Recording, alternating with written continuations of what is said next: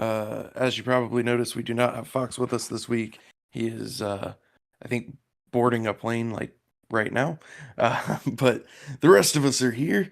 As you all know, we had a pretty big patch last Friday. So, Curveball, we're going to talk about that first.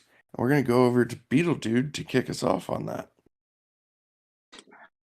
All right, excellent. Yeah, that patch that we just put out last week, I was saying today that it feels so much further ago than just a week, which is crazy. But everything went really smoothly. We introduced the gene re-rolling, which we used to kind of kill two birds with one stone. Uh, First off, all heroes needing crafting profession genes that they didn't have previously. So essentially updating their unknown stats to their crafting professions, which is super exciting to actually be able to see that on heroes cards to kind of know what kind of professions they're going to have going forward, which is pretty cool to see. And then the tainted genes, which is something we've been keeping an eye on for a while, but we're now able to kind of get hammered out, re-rolled, and provide some nice rewards on both sides of those, which is super exciting. Huge shout outs to the folks that worked on that. Hubert on the mechanics side, Magnus on contracts, and Typical on front end, and then just a ton of testing. And of course, Pinecone on the API as well. And I'm sure there's a lot more. I might be missing some. So, just the whole team did an awesome job. It went really smoothly. I want to especially give some props to Typical in setting up his queuing solution, his multi-queuing, multi-transaction solution, which sped things up considerably. The fact that you could essentially re-roll 1,000 heroes and just have it spread out over as many transactions as it needs. We're really looking at that, eyeing that for the future of how we can apply that to other areas as well. So super excited that we have that tech in place that we can just kind of extrapolate into our other gameplay features as well. And I didn't go as deep into some of the things because I kind of want to give Hubert and Magnus a chance to talk about some of the cool stuff that they worked on, because there's so much more underneath, on top of just what a great feature it is on the surface. So maybe I'll hit it over to Hubert first to talk through anything that I missed, because I'm sure there probably are some things. If he wants to go in more on crafting stuff, he can. And then Magnus, I think, has some cool features that came out of that patch as well. So we'll go in that order. Hubert. Cool, thanks, Beetle. Yeah, so there are some cool technology upgrades that we did that I'll let Magnus talk to as a part of that patch, but it really opens the door for us to be able to do a lot of things that have been out of reach until this upgrade happened. So I'm really looking forward to that. With the crafting genes being released, that's introducing a kind of, well, new to the NFT part of the game. I mean, we've been talking about crafting for a very long time, but this actually brings it into at least the initial steps of every hero now has their crafting profession genes, and sets them up so that when they're summoning now, they're passing those on. So it kind of creates a new angle for summoners to try to go for specific things. I guess just a few things about crafting. I know there's questions coming up about this as well, but you likely saw, if you were looking at the docs that we had about this, there are 2 stats that are associated with each of the crafting professions. For example, like blacksmithing is strength and wisdom. Those stats, it works similar to how the gathering professions work, where those stats will augment your ability to craft. So if you have that and you're trying to build a crafter, I guess just keep that in mind. There's still a lot to go as far as the design goes on the system, so I can't really talk exactly to how big of an impact that's going to have yet, but in general, I mean, there's kind of a planned progression of having there be like a low tier set of recipes, kind of a mid tier, and then a high tier, where the high tiers would be pretty high requirements to be able to craft, plus needing more rare ingredients as well. I guess a few other things about just the general philosophy with crafting. It is intended to be a more restrictive system than like with the gathering professions where you can just do a whole bunch all at once. There will be I guess the intent is that like if you're going to be a crafter, you're going to like be a crafter. You're going to spend time collecting resources that you need, and you also be able to like upgrade your skill in that craft as you do it, and you'll be able to solicit your services to others that don't want to craft. You'd be able to like offer your hero up to craft for others for a fee. So that's kind of the general idea that goes along with it. There's still a lot to go, and I'll probably talk a little bit more about it with some questions later, so I'll just keep it at that kind of general level. But yeah, I'm super excited about having that out. It just moves us forward, and also having that out of the way now lets us focus on our big patch, which we have coming up for pet utility and the level 10 profession quest as well. And there is truly a mountain of things that's going into this. And again, it's also opening up the doors for a lot of different things. So we're making some upgrades to our contracts with this next update, and it's going to be allowing us to add a little bit more data to the hero NFTs, which is great because we didn't start with having equipment being listed on the NFTs themselves, but we now have a way to do that. So there's some other technology upgrades that's kind of going into all of this that's just really setting us up for the future of the game. So anyway, I think I've talked long enough on that, so I will go ahead and pass this over to Magnus. Hey everybody. As everybody else has mentioned, we released Gene Reroll last week. The Gene Rerolling was pretty complex in itself, but in addition to that, underneath the hood, there's a ton of complexity involved in bridging flag storage. It may not seem kind of super exciting on the outset, but there was a lot behind that. And the upgrade process this time was particularly tricky, just with everything involved. I know I was hands on keyboard doing release related prep and changes for 12 hours or so, but I'm glad we got that behind us. Yeah, part of that was making sure no tainted heroes slipped through the cracks.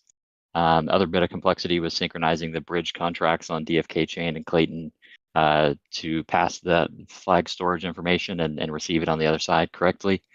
In addition to the tainted gene reroll, there was the kind of foundational stuff with flag storage that sets everything up for a cross-chain feature. So I'm very excited to have that piece of tech in place, and that kind of lets us do like incremental changes to bridge bits of data. As you guys saw, dark summoning is available on or the dark summoning carryover is available on Clayton now. So that's just like one kind of example of things we can enable in terms of gameplay.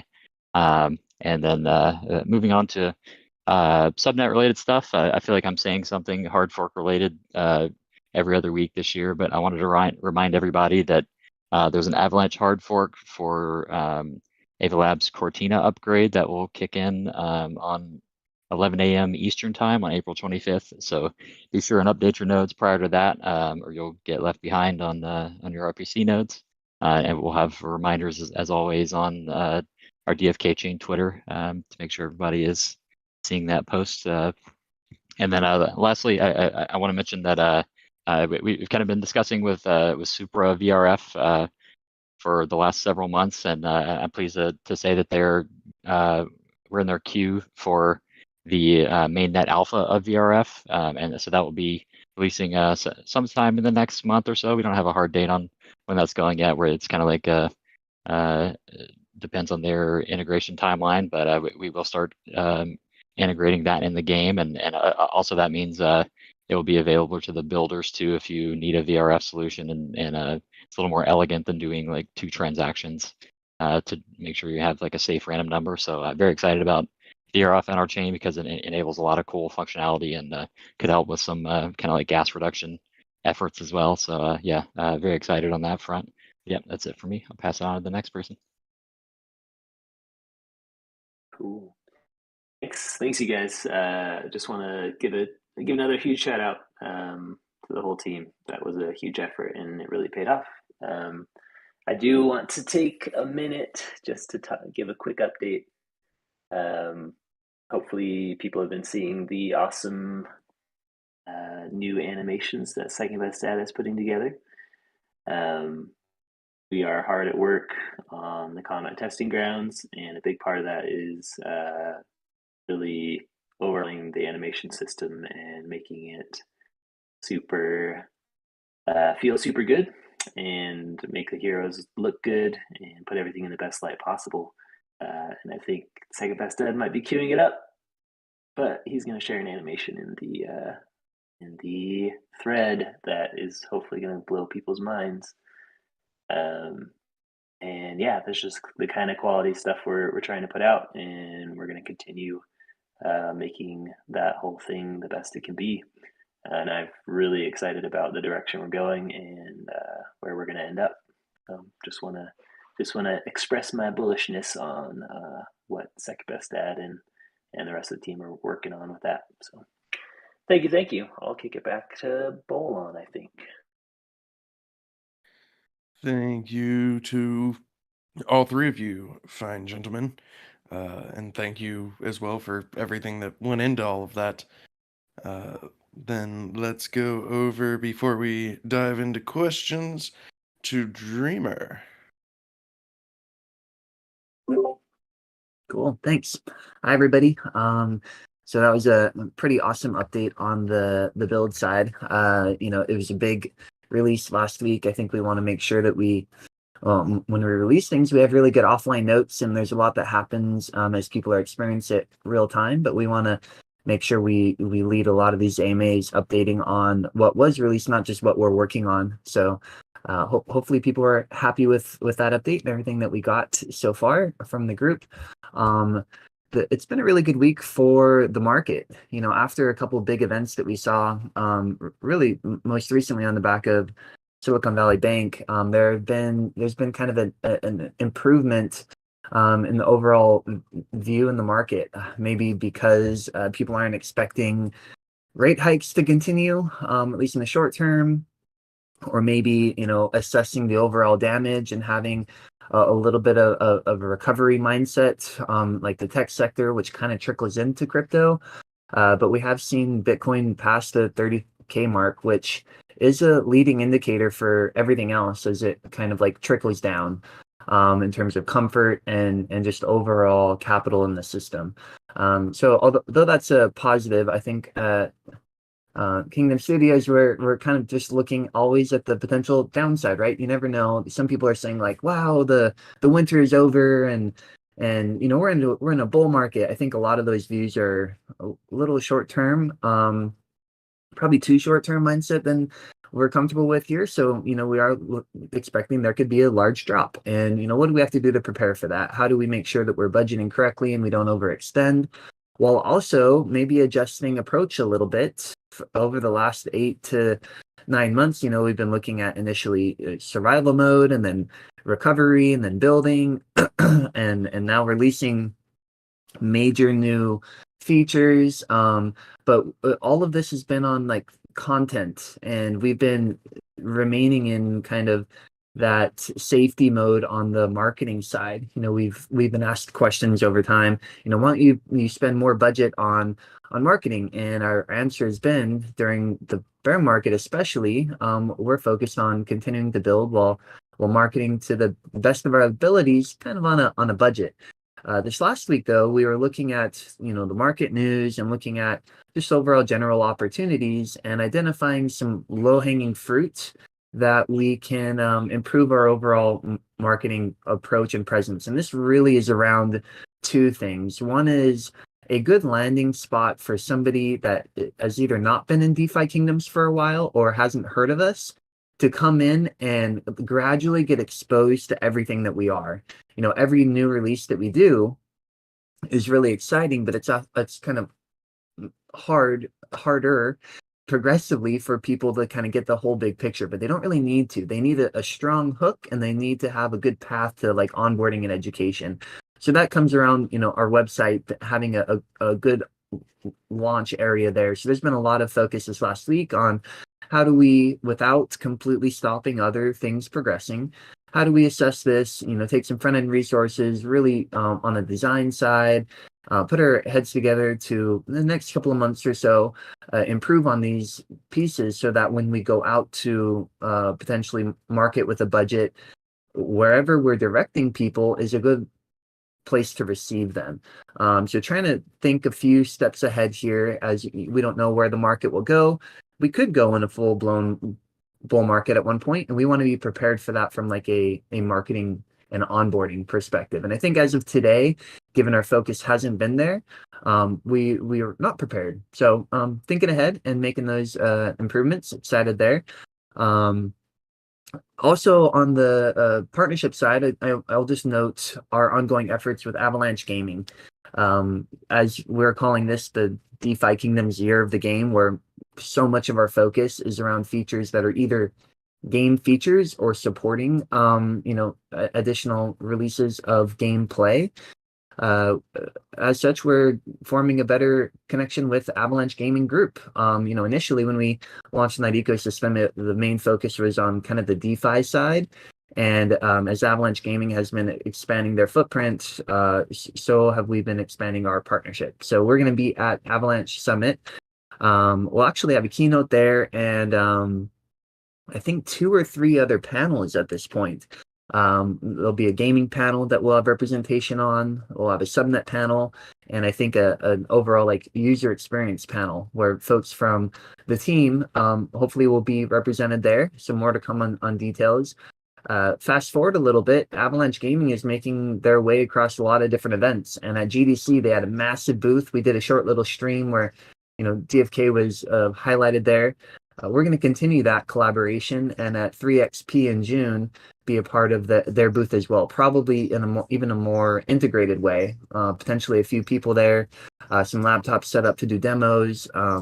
So that's in LA. If folks from the community are planning to go to that as well, really looking forward to have, you know, presence on the floor and working with Avalanche Gaming, and to be able to do demos of like the testing grounds and potentially more that's released by June. So those are a couple updates on the market, what we've been focused on, like on structure and leadership perspective, as well as the events coming up related to our chain partnerships.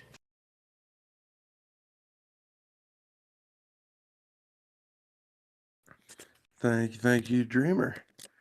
All right, let's roll into some questions. Actually, sorry, I lied. One last plug before we roll into questions. It's going to be from Sasha. So, Sasha, hop on stage. Hello. What's up, guys? As you mentioned before, we had our resources focused on the gene re-rolling. So now that's that out, we are full steam ahead on the big patch. So I just wanted to give the Google spreadsheet another plug where you can check our progress. You can already see there's already been a lot happening the last few days. There's going to be a lot more happening the next few days. So as usual, as everything is marked as launch ready, you can expect a big patch, a really big patch happening soon. So things are progressing nicely. We already, like Winston already started yesterday, and I already started yesterday playing around with some green hatching without spoiling anything, of course. So that's really progressing nicely. And once we got those green eggs ready, we're going to move our testing over to pet utility and stuff. And then once everything is ready, the big patch will drop, the patch of all patches. That's me. Thank you, Sashay. All right, now for real into some questions. First question is probably a good Magnus one. Can we get an update on opening DFK chain for the launching of contracts? Yep, sure thing. So, yeah, we're still looking into opening up the chain. We're very appreciative of all the feedback from the request for comment we put out. There's definitely a set of trade-offs between scalability and keeping gas fees low, and having a fully open blockchain that anybody can submit contracts to. And want to make sure we're kind of opening that up in a safe and measured manner to protect the chain from any potential spam or other undesired behavior that could take the limited block space away from legitimate player and community activity. And so that we've got to really weigh that out, make sure we're making the right decision there. And that being said, I do want to remind everybody that, especially all the community builders, that if you want to deploy contracts, please reach out to us. You can deploy contracts currently. Yeah, we just need to use the allow list. But yep. That's it for me. Thank you, Magnus.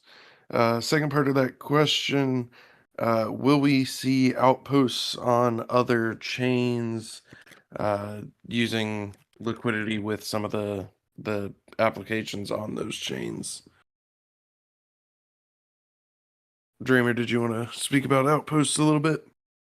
Sure. Yeah. So the concept of outposts is something that I think we originally talked about last year at Avalanche Summit, which was a completely different mindset back then. But what does outpost mean now? Originally we thought in order for us to have a presence on a new chain, and we are trying to be this like cross-chain, fantasy themed metaverse, right? That has our own game integrated, but interacting and collaborating with other protocols. In order to do that, we have to be able to, and be willing to be on other chains. However, today that means building an entire realm with maybe hero classes or a game token and maybe some unique resources and everything. That takes a lot of time. As with two realms, we're focused on so many features in the roadmap before we even get to majority complete, and I'm using air quotes. So how can we use outposts to expand our presence without overextending our resources and being a little too aggressive? We really need to identify a feature within DeFi Kingdoms that is able to expand to other chains and other realms. And we actually have a feature that's getting quite close that's really good for this. So this is a well-timed question. And we've been talking about this, I think referring to it as Auction House. We'll likely release it with a actual marketed, branded name that won't be Auction House. But the Auction House, if you haven't heard about it, it's essentially a way for all of I'll use the word under tokens or resources, pretty much anything in the game that is ERC20 or in the future anything that could be 1155, I think will be supported. Maybe that'll be updated at one point, but it's an order book style DEX is the term that is usually used, which essentially means you can pick a price point and list an either buy or sell order. If you're selling it, you would essentially put up the items that you're going to sell with the price, and it would sit there until it sells. On the opposite side, if you wanted to buy something, you would put up the whatever the price is that you're willing to pay, and it sits there until somebody says, "Hey, I have what you want to buy. Let's complete this either buy or sell order." So as you open up that interface, you'll see kind of buys on one side, sells on the other, or different views where you can look at all the buys and the sells. This is going to be a really good opportunity to move forward with an outpost strategy, because although it does serve an incredibly high value purpose within DeFi Kingdoms, and especially as we progress to combat and supported that through crafting, there's going to be more and more of a need to craft and change resources and everything. And today we don't have a perfect way to do that. This should be a huge improvement. However, anybody really could go onto this platform and say, I have a token, I want to list, and say I'll either buy or sell it at a certain price. And a lot of chains don't have a really good like source for this type of order book style DEX. And it won't be too hard for us to take this code and have support through bridging and drop our outpost. So it's currently the strategy to start with that feature. There's a lot of other things that we could do that I won't talk about now to not get people overly excited or maybe misrepresent that we're focused on those features. But this is one that is probably going to start on DFK chain and Clayton, and then probably Avalanche C chain, where our only outpost is. You could include, I guess, Harmony outpost as well on live ones, but we would then look at other EVM compatible chains to drop this service on, see how it does. And I think the overall success and feedback that we get from these outposts could influence, future realms that we release down the road.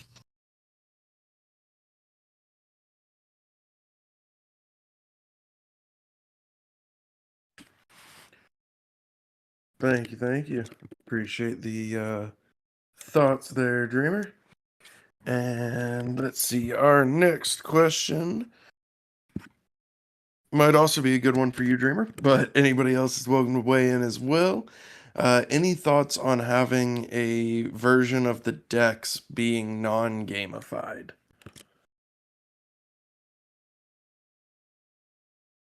Yeah, so I think back to, and I don't really like the name auction house, and I saw some comments on people getting worried about that. Even the name order book style DEX is a little misleading because we actually wouldn't be market makers making like an order book it's kind of more like eBay, I would say, like where you list something and then it's like peer-to-peer met. So anybody's ears that perked up, they're like, hey, is this gonna potentially have more regulatory scrutiny? I think it actually will end up having less because staking is removed from that. You're not incentivizing through emissions liquidity, and we're not like sitting in the middle buying and selling and quote unquote making a market. It's more of a bulletin board than anything else that is split between buys and sells. So anyway, that's related to this as well, because I think the question is, we want more people to be able to utilize some of the good technology that's under the hood of DeFi Kingdoms, even if they are not interested personally in like a gamified approach. Now, one of the main things we do is gamify things. We do it so it's fun, but also so it's simpler and a good user experience. There are some opportunities for us to expand on that for the audience that isn't interested as much in like the tokenized role-playing game aspect. And really, Auction House and Outpost is consistent with that. We also partnered with Rome Blockchain Labs, which, as you are in the marketplace and the trader, you see hinted to with some added detail there, as well as being featured in the castle. If you go to their terminal itself, that is integrated with the DEX. So I think this question is saying, is there a way to use the DEX without actually being in the game? And that is one application of that. I think there have been other requests of getting access to other technology, maybe supporting like buying and selling of heroes or pets through a third-party application. And although I don't think we have anything live there now, we're open to those discussions. And there's a few kingdom builders that have asked about that. Are we going to launch a website that has all of the features in DeFi Kingdoms that is like maybe I shouldn't say boring, but like a simple non-gamified view that's like marketed and branded completely differently? We're not currently thinking of allocating resources to that type of approach. Maybe if there's technology one day down the line where that's applicable, but again, that's kind of what we're doing at the auction house. It's a feature that we really need, but is also something that could be used on any other chain and for any other project. But removing our like gamified branding is just kind of bad for the overall like vision of DeFi Kingdoms. And keep in mind, off chain, the main token that would be used there would be Jewel. So we're thinking about expanding our reach. without kind of like giving up what DeFi Kingdoms is. So I don't think we'll ever remove kind of the fun gamified interface altogether, if that's what the question was hinting to. Thank you, thank you. You know what? We're just gonna keep it going with Dreamer here. So, with the recent news on some of the major crypto platforms, I'm trying to avoid names here. Is there any hesitancy on our end to list on a centralized exchange that could have further scrutiny, and thoughts on potentially using those funds to provide liquidity for Joule on proper or on popular dexes on other chains instead? Yeah, I guess I'm gonna kind of string some of these topics together. So last week we did talk about some things that were in the news with major exchanges in the U.S. Related to major regulatory bodies as well. You know, SEC and CFTC, linked to Binance and Coinbase. So if you haven't read that, go take a look. It's kind of interesting. Does this impact our interest to be listed on some of these exchanges that are quote unquote like targets or in focus?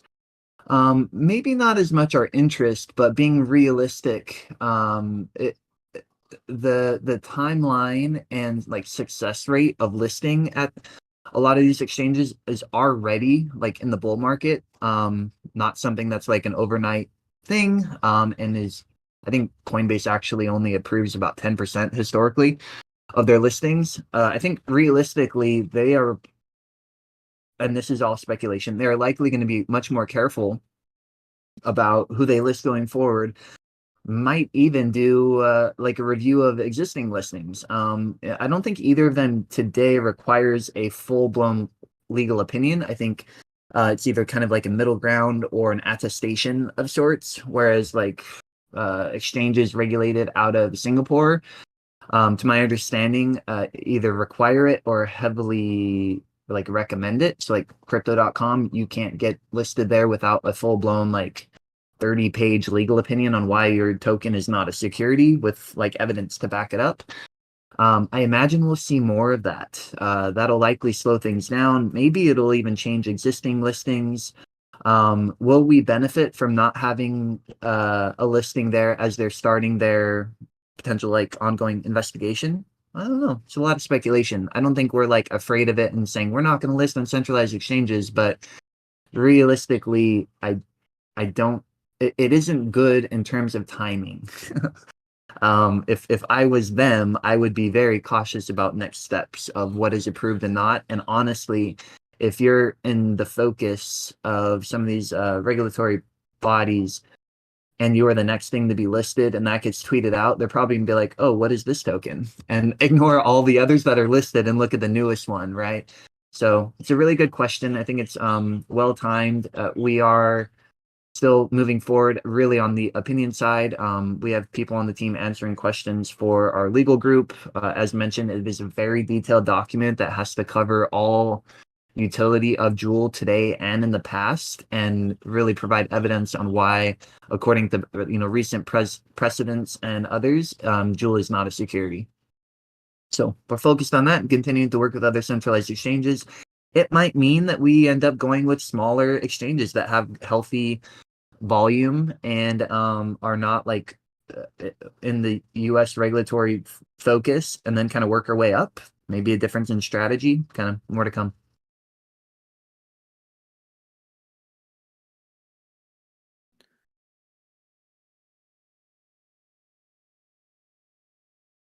Thank you again, Dreamer.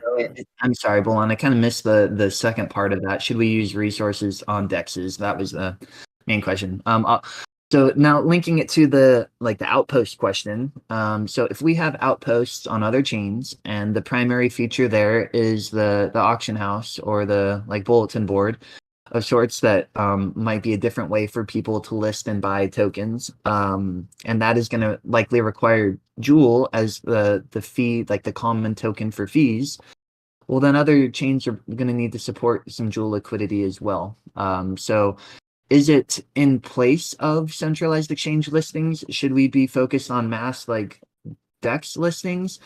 Well, I wouldn't say it's in place of it, because one of the benefits of being listed on major centralized exchanges are for those that aren't like fully integrated in the decentralized day to day, but do have an account at XYZ centralized exchange and will buy and hold a token based on their overall interest in the platform or the news they see, right? So it's really expanding the access to all of those people.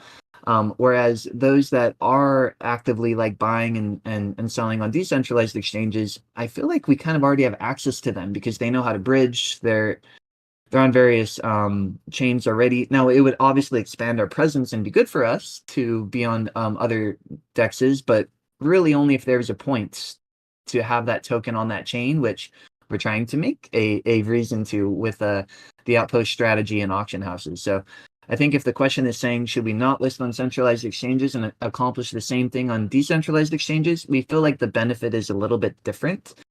We wouldn't abandon one for the other, but there is need, I would say, for both going forward, for different reasons. Some overlap there, but more so to support, the outpost effort when we get to the point of being able to put the auction house on different exchanges. Thank you again. No, very much appreciated on the insight on those. And let's see, we're gonna switch over from Dreamer Hour to Hubert Hour. Ready, Hubert? Let's do it. All right. Start you off with an easy one. Will the drop rates for Profession Quest level 10 and Profession Quest level 0 be the same? So yes and no.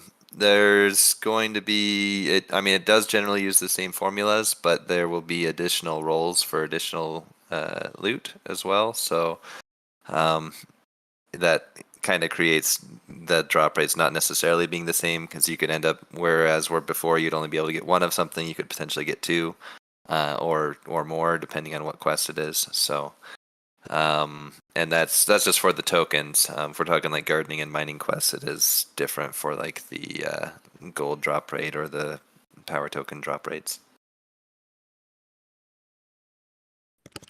All right. Let's see. Number 2. Can you give more detail about how crafting will work in practice? Sure. So again, caveat that we are not very close on having the crafting system out. It kind of relies on several different systems being put in place first. Those being travel and then land functionality, and also some form of PvP or PvE as well, as kind of contingent on it as a source of some of the ingredients that would be used. The general idea is that you would be crafting within the lands. So landowners would have to provide specific crafting buildings that you would be able to use to be able to craft in. Because there's 8 different professions, not every land is going to have access to every building. So there will be kind of a diversification of like whose land you go to craft what kind of thing. So there'll be kind of a utilization of facilities there. The quality of the facilities will matter. And from there, it's going to be mostly a system of, you set up, if you're crafting for yourself, you need to have access to the space. And then once you have access, then you can craft until you run out of stamina. Crafting will spend stamina, and I'm not. There may or may not be additional cooldowns. It's a little too early to say. But that's kind of the general approach. And then if you were like selling your services to others, you would also be like essentially kind of opening up a stall or in that building itself, in that land. So people will need to travel around to get to where they can craft and maybe find the cheapest prices, or maybe a specific craftsman has a specific recipe you're going for, and you'll travel out to get access to that sort of thing.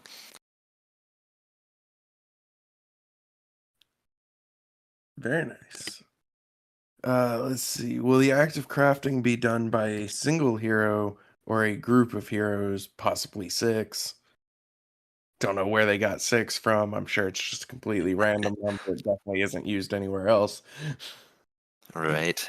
So it's a little too early to say on that. I think there may be places where multiple crafters will work together to do things. It may not necessarily be to craft an item, but the general idea is that each crafter. I think right now the thing you're going to see the most is like one hero is a crafter, and you can use him a certain amount of times until he's spent his stamina and potentially other things.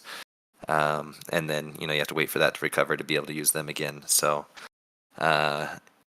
that's kind of the general idea, but we can expand it as we go. And I do think it's a big system, and it has a lot of avenues that we can travel down once we kind of get the framework in place. So there's can't really say everything that there will be at this point. All right. Let's see. I think you already answered the next one. Will it take stamina or have a cooldown similar to summoning? Yes, it'll take stamina. Maybe it'll have a cooldown. Is that correct? That's correct. Yep. All right. Can you reveal how much time a given crafting quest will take? So yeah, I don't know that I would call it a quest. It's it's going to be more like having your services there. So if there's a timer to actually craft something, we haven't actually decided that yet. I kind of think that there shouldn't be, just because this is going to be more of a like service-facing function where players with their crafting heroes are providing a service to players that aren't crafting, and so it needs to be a little bit more responsive and direct is kind of my mindset on this. But again, we're still very early on that, and things could change. Very, very nice. All right. That concludes the crafting portion of Hubert Hour. Now we're going to move to the PvP portion. So, there's one question for you on PvP this week. What is REC? Some guesses include recreation, the amount of time your heroes enjoy the amount your heroes enjoy walks in the park or playing in pickup soccer leagues. Another guess includes recycling. How often do they bring their bottles back? Recycling is right. It's all about collecting bottles, guys. So actually, it looks like Dags got it just now. Recovery is what it is, or recover. Recovery is tied to vitality, and it's just a small chance that you have every turn to recover from a status effect. So the higher vitality you have, the higher that chance is to occur, and it's just kind of like a automated cleanse of one status effect that just happens sometimes. Excellent. I know that one's been speculated a bit. All right. So, actually, I lied. There's one other PvP question. Sorry, I missed this one. Any thoughts on how to prevent long PvP combat? Something that was mentioned in the question was an idea of having like critical strike chance or damage increase every round for all heroes.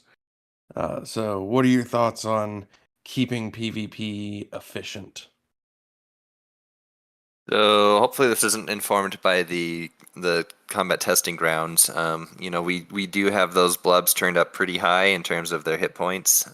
When we in our earlier versions of it, we actually did have heroes in the place of the blobs, and they were just other heroes that were just pulled randomly from an available pool, and they were actually dying very quickly. We are in the process of designing the system, balancing the system, and everything. So our plan is to make sure that the combat doesn't drag on too long. For things like tournaments where time would matter, we could have there be also like a time limit where we do something where damage starts to increase near the end of the timer, potentially. But at the moment, I think I'd just say don't use the current status of the combat testing grounds to kind of inform how long it's going to take to do a battle.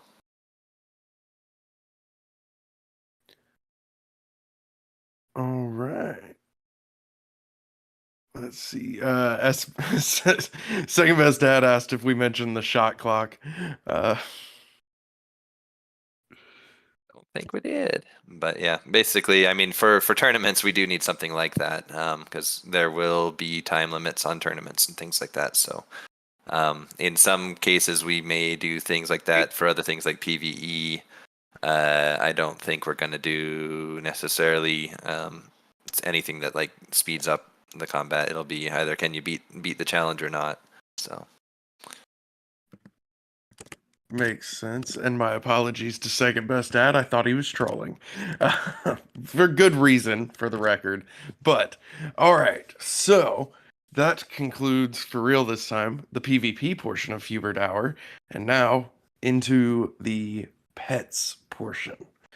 So, will pets add any stats to heroes when equipped? So not necessarily. It's kind of, I mean, they provide bonuses that are applied when you're doing the things that they apply to. So, having a pet equipped is going to give you bonus experience if they're fed.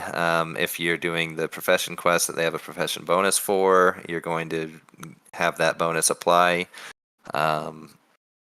There's also the combat and crafting bonuses too, so those also will apply, and they may give you an effective stat boost when you're in combat potentially, but it wouldn't be something that's just permanently applied.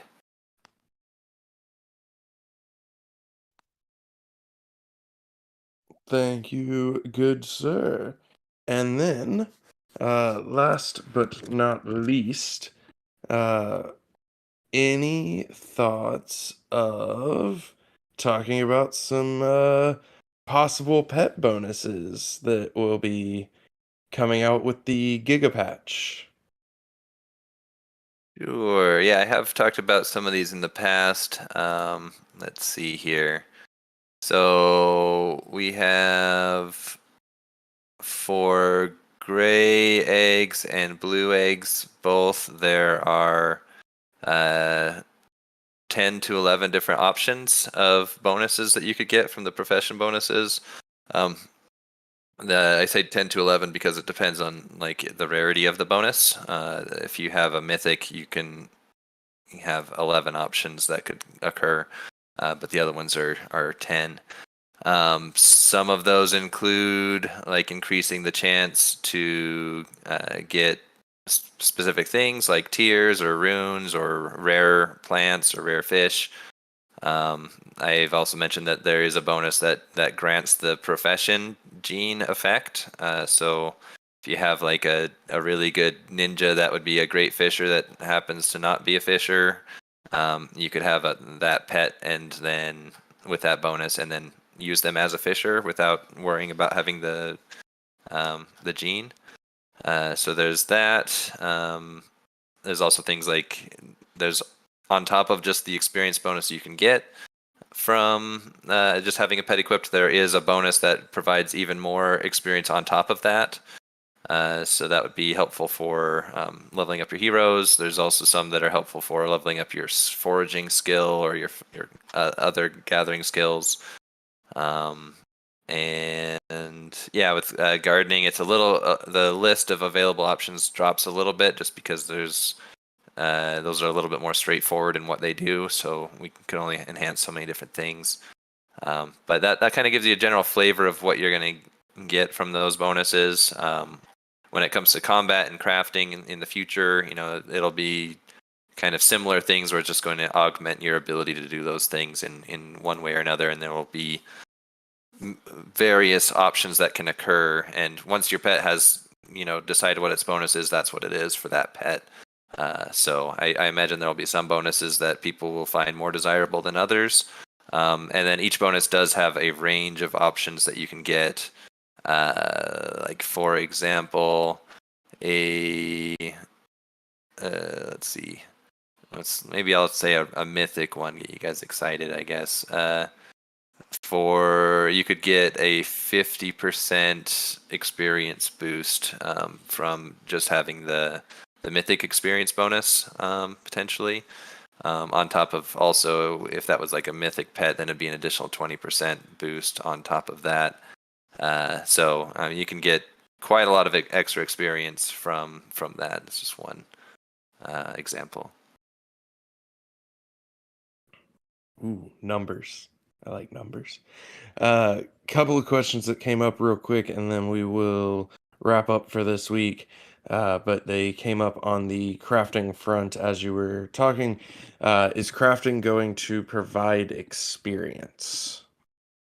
Very likely yes, and it will also, you can there will be a crafting skill as well, so you can kind of like with the gathering professions, as you do it, you'll get better at doing it. Awesome. Does that mean also that there would be a chance of failure? Sure does, and failure might not feel great. Failure never feels great. Then the other one, can you clarify if this is accurate? To craft an item, you need to be on land with access to a building, a recipe, items for the recipe, stamina, and a hero with that crafting ability. Yep. Those are all the requirements. Yep. I'm glad you followed all that. Awesome. Well, we have pulled a lot of information out of Hubert today, which is always a good day. So, we're almost at the top of the hour. Does anybody have anything that they want to add before we call it a day? And I kind of want to just like randomly pick somebody to end it, but I guess we'll be nice and just go to Dreamer this time for our ending. But if anybody has anything else they want to add before we wrap up, please feel free.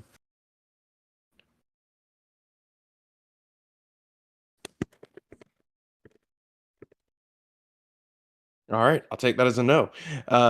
Then in that case, you all just get my weekly reminder of A, don't ape into broken mechanics, and B, thank you. Thank you for being here. Thank you for submitting questions. Thank you to everybody on the stage for taking time out of their day to answer all of these questions. You guys are fantastic, both the people on the stage and in the audience. Very much appreciate both sides of this, and always look forward to the next one.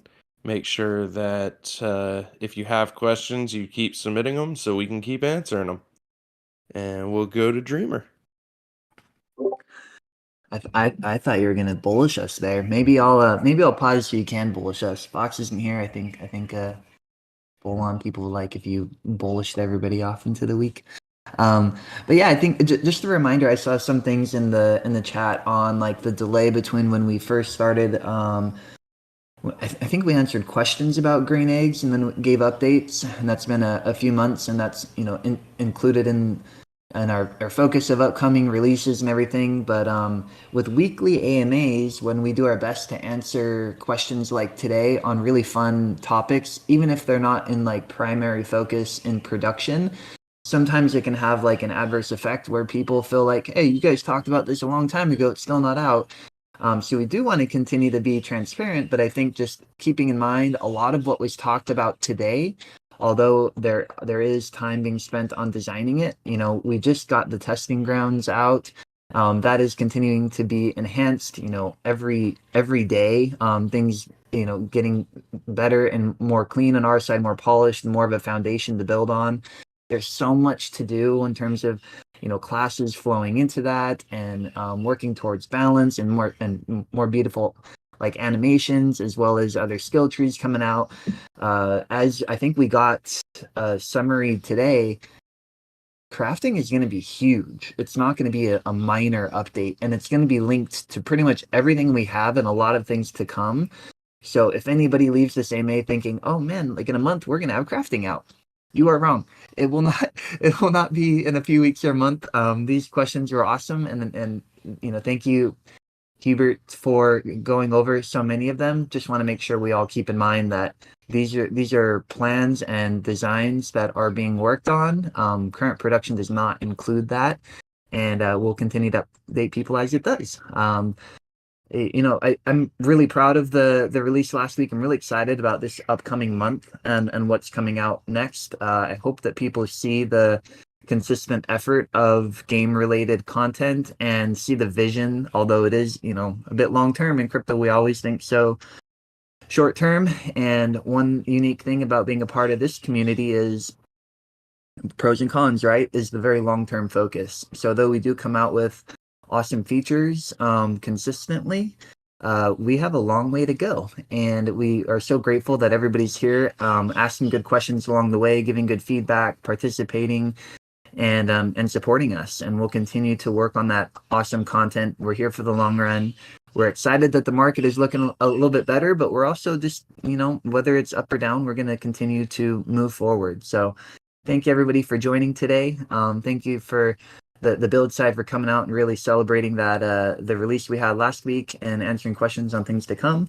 And Bolon, I think you should bullish us all, and we'll be on our way. Bullish. Bullish. Bullish. Wish.